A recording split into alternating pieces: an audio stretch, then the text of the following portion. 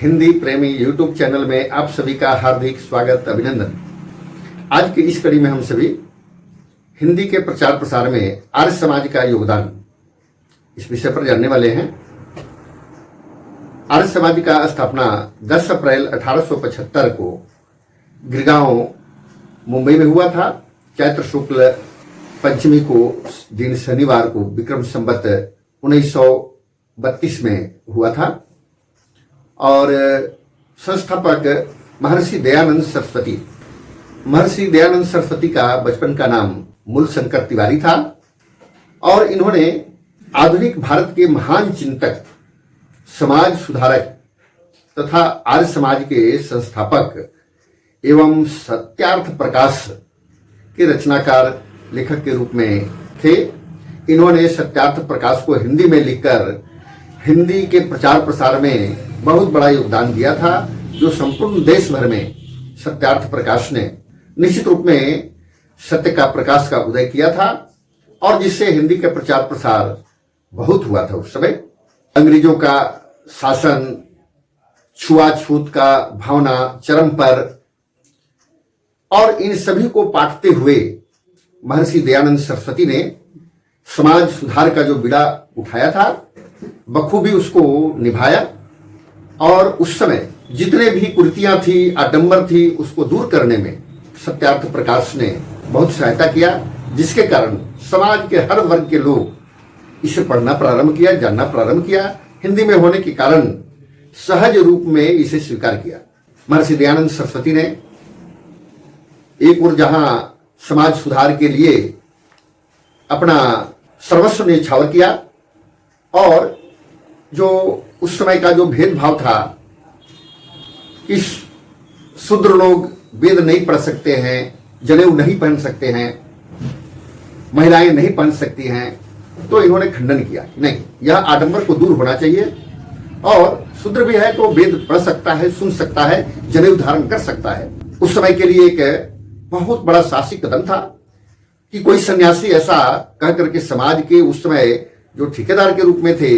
जो छुआछूत को जायज मानते थे, जाति व्यवस्था को जायज मानते थे,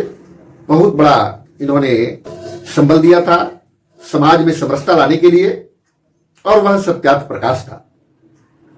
निश्चित रूप में यह योगदान महर्षि दयानंद सरस्वती जैसे महान संत का बहुत बड़ा योगदान था और इनका जो ध्येय वाक्य के रूप में था कृमंतो विश्वमार्यम, यानी हम विश्व को श्रेष्ठ बनाएंगे। विचारों से, ज्ञानों से श्रेष्ठ बनाने का जो इनका संकल्प था, इन्होंने वेद को प्राथमिकता दिया। वेद का जो ज्ञान है वह सबके लिए सर्वसुलभ होना चाहिए और वैदिक ज्ञान ही पूरे विश्व को श्रेष्ठ बना सकता है, जो संकीर्ण मानसिकता को दूर कर सकता है, व्यापकता को धारण कर सकता है। और ऐसे महर्षि दयानंद सरस्वती ने सत्यार्थ प्रकाश का रचना कर समाज के लिए एक अनूठा संदेश दिया और साथ ही साथ वेदों के प्रचार प्रसार के साथ ही आर्यावर्त अर्थात आज का जो भारत है उसे स्वतंत्रता दिलाने के लिए वह हर संभव आर्य समाज के द्वारा भी प्रयास किया और जिसके कारण अंग्रेज भी इनके खिलाफ एक तरह से हो गए थे। फिर भी इन्होंने अपने साहसिक अभियान को नहीं छोड़ा और इन्होंने आगे चल करके इसे एक मिशन के रूप में स्थापित किया। इनका जन्म 12 जनवरी 1824 को टंकारा जो गुजरात में पड़ता है वहां हुआ था और इनका मृत्यु 30 अक्टूबर 1883 को अजमेर जो राजस्थान में है वहां हुआ। इनके माता का नाम अमृतबाई था और पिता अंबाशंकर तिवारी थे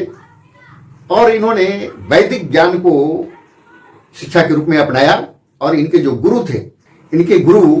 स्वामी ब्रजानंद महाराज एक बहुत बड़े संत थे और इनको एक तरह से कहा जाए स्वामी ब्रजानंद महाराज का कि संस्कृत के विद्वान तो थे ही, ये मथुरा के अंधे गुरु जी के नाम से जाने जाते थे। इन्हें लोग ब्रजानंद दंडीश भी कहा करते थे और महर्षि दयानंद सरस्वती ने आर्य समाज का 10 नियम बनाया और उन्होंने सभी के लिए द्वार खोला कि ये 10 नियम जो भी पालन करेंगे वह हमारे आर्य समाजी होंगे। और इस तरह से एक आर्य समाज के द्वारा नूतन प्रयोग सफल प्रयोग के रूप में हुआ और इनके मृत्यु के संदर्भ में बताया जाता है कि जो जोधपुर के राजा जसवंत सिंह जो नन्ही जान जो नर्तकी थी उससे प्रेमालिंगन में मस्त थे और दयानंद सरस्वती उनके यहाँ ज्ञान प्रचार प्रसार के लिए गए हुए थे। यह देख इन्हें सहन नहीं हुआ। इन्होंने कहा कि आप एक ओर वैदिक ज्ञान लेना चाहते हैं और दूसरी ओर आप आसक्ति में लिप्त हो रहे हैं, भोग विलास में लिप्त हो रहे हैं। और यह जान करके राजा जसवंत ने वह नन्ही जान से अपना पिंड तो छुड़ा लिया, लेकिन नन्ही जान एक तरह से महर्षि दयानंद सरस्वती का दुश्मन बन गई और उसने रसोइया के साथ मिलकर शीशा इन्हें खाना में दे दिया, जिसके कारण इनका आगे चल करके बीमारी से मृत्यु हो गई। एक तरह से इनका मृत्यु में षड्यंत्र,